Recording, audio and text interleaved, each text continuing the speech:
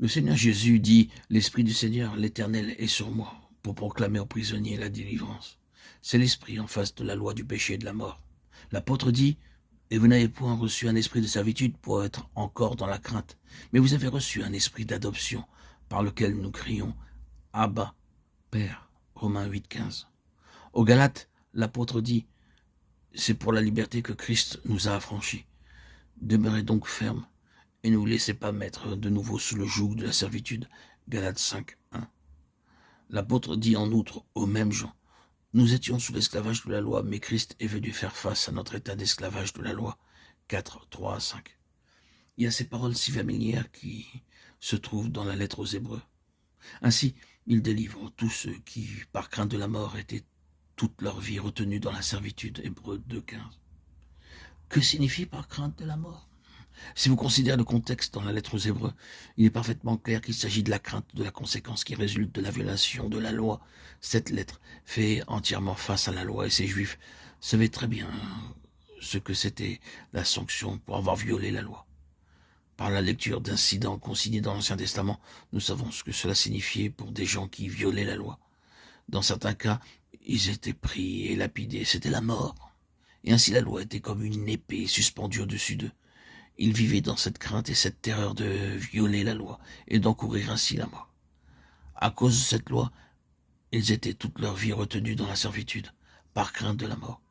Mais écoutez les paroles de cet autre passage, la crainte n'est pas dans l'amour, mais l'amour, parfois, l'amour parfait, bannit la crainte. 1 Jean 4, 18. Combien cela est vrai? Qu'est-ce donc alors cette muraille? Eh bien, dans sa condition de ruine, elle signifie que quelque chose s'est produit pour causer la mort. Ce quelque chose est un règne de loi qui ne pouvait pas être satisfait. Le créancier ne pouvait pas être apaisé ni satisfait. La loi était le créancier. Enfreignez la loi et vous entrez dans l'esclavage, dans la servitude. Se trouver ce terrible fardeau de la loi, c'est la mort à l'égard de tout, la mort tout en vivant. Donc rétablir et rebâtir la muraille signifie simplement que, d'une certaine manière, un témoignage se rétablit. Le témoignage que le peuple du Seigneur est un peuple libre, que le créancier est complètement remboursé et renvoyé à ses affaires, qu'il est satisfait.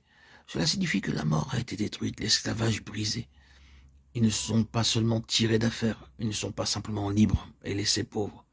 Ils sont dans l'opulence avec des richesses célestes en tant que peuple riche et libre du Seigneur.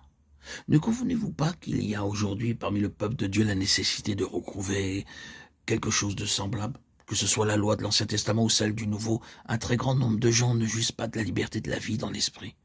Même le Nouveau Testament, malgré ses grandes doctrines, s'est cristallisé en un système de loi et les gens sont rabroués par cela.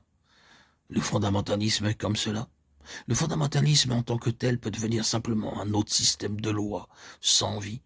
Ces vérités sont exactes, mais en lui-même, il tombe dans la catégorie de ce dont parlait l'apôtre quand il faisait la distinction entre la lettre et l'esprit. Romains 7, 6.